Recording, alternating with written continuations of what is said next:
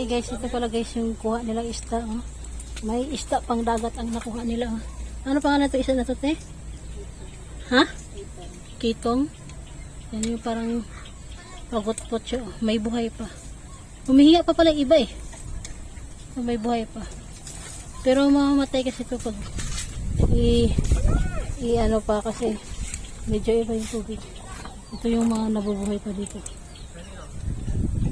Ito, African. Ang laki ng tilapia dito. Ha? African. Hindi mo makita yung mga tilapia dito. Ito naman.